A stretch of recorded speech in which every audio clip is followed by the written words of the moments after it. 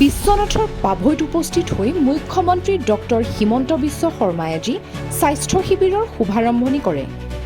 পাভৈৰ ৰূপজ্যোতি কলা পৰিষদত অনুষ্ঠিত স্বাস্থ্য আৰু কল্যাণ শিবিৰৰ শুভ উদ্বোধন কৰি মুখ্যমন্ত্ৰী ডক্টৰ হিমন্ত বিশ্ব শৰ্মাই কয়, বছৰ আগতে মধুমেহ হোৱা ৰোগী এজন বা দুজন আছিল, কিন্তু এতিয়া স্বাস্থ্য পৰীক্ষা কৰিলে বহুত ওলাব। এতিয়া বেমাৰ বাঢ়ি গৈছে, কিন্তু বেমাৰবোৰ আৰম্ভণিতে ধৰিব পাৰিলে চিকিৎসা কৰিব পাৰি। সেয়েহে চিকিৎসা শিবিৰ পতাৰ সিদ্ধান্ত লৈছিলোঁ। চিকিৎসালয়লৈ কেৱল ৰোগীসকল যায়, কিন্তু স্বাস্থ্য শিবিৰলৈ সকলো আহে, স্বাস্থ্যসন্মত মানুহ আহে। প্ৰত্যেক গাঁও পঞ্চায়তত একোটা স্বাস্থ্য শিবিৰ পাতিব। আজিৰ পৰা এই নতুন অভিযান আৰম্ভ হয়। আজিৰ পৰা সমগ্ৰ অসমত আৰম্ভ হ'ল স্বাস্থ্য শিবিৰ। প্ৰত্যেকটো গাঁও পঞ্চায়ত, প্ৰত্যেকটো VCDC নগৰ সমিতিৰ প্ৰত্যেকটো ৱাৰ্ডত এই স্বাস্থ্য শিবিৰ আৰম্ভ হ'ব। ৩,০০০তকৈ অধিক স্বাস্থ্য শিবিৰ অহা ২ মাহৰ ভিতৰত কৰি শেষ কৰিম। স্বাস্থ্য বিভাগৰ এই কাৰ্যক ধন্যবাদ জ্ঞাপন কৰি মুখ্যমন্ত্ৰীয়ে এই শিবিৰৰ জৰিয়তে স্বাস্থ্যসন্মত সুস্থ অসম গঢ়ি তুলিব পাৰিম বুলি উল্লেখ কৰে।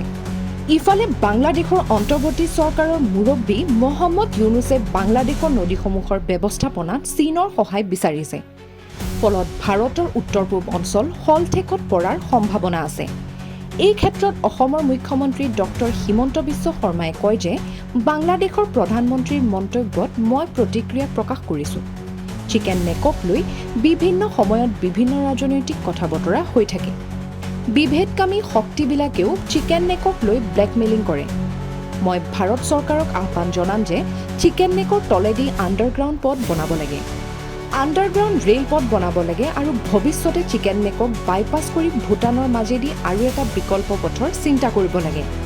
ইফালে আজিৰ এই স্বাস্থ্য শিবিৰতে বিশ্বনাথ জিলাৰ ৭০ ঊৰ্ধৰ 10গৰাকী আশাকৰ্মীক ২ লাখ টকাকৈ এককালীন চেক বিতৰণ কৰে মুখ্যমন্ত্ৰী ডক্টৰ হিমন্ত বিশ্ব শৰ্মাই।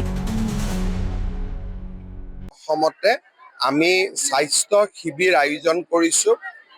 প্ৰত্যেকটো গাঁও পঞ্চায়ত, প্ৰত্যেকটো VCDC আৰু আমাৰ স্বায়ত্তশাসিত পৰিষদৰ MSC এৰিয়া আৰু টাউন কমিটি মিউনিচিপালিটিৰ ৱাৰ্ড ৩,০০০তকৈও অধিক স্বাস্থ্য কেম্প আমি অহা ২ মাহৰ ভিতৰত কৰি শেষ কৰিম। স্বাস্থ্য বিভাগক মই ধন্যবাদ জনাইছোঁ এই মহৎমহীয়ান প্ৰচেষ্টাৰ বাবে। তেখেতৰ এটা বক্তব্য আছিলে, বক্তব্যটো মই তাৰ ওপৰত ৰিয়েকশ্যনো কৰিছোঁ। চিকেন নেকক লৈ বিভিন্ন সময়ত বিভিন্ন ৰাজনৈতিক কথা বতৰা হৈ থাকে। বিভেদকামী শক্তিবিলাকেও চিকেন নেকক লৈ ব্লেকমেইল কৰে। মই ভাৰত চৰকাৰক আহ্বান জনাম যে চিকেন নেকৰ তলেদি আণ্ডাৰগ্ৰাউণ্ড আমি ৰাস্তা বনাব লাগে, আণ্ডাৰগ্ৰাউণ্ড ৰেলৱে লাইন বনাব লাগে আৰু ভৱিষ্যতে চিকেন নেকক বাইপাছ কৰি ভূটানৰ মাজেদি আৰু এটা বিকল্প ৰাস্তাৰ ব্যৱস্থাৰ চিন্তা কৰাৰো প্ৰয়োজনীয়তা আছে।